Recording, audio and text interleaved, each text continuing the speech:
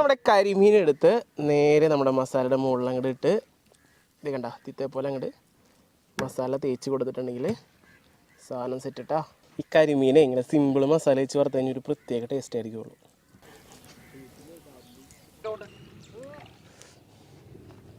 പാത്രത്തിലിടാ, ഇതിൽ കിടാ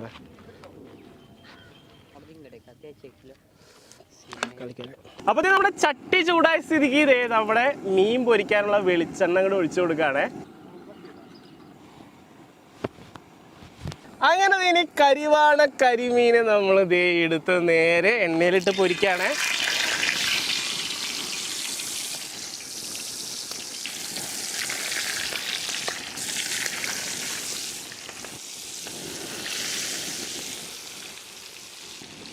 ചട്ടകം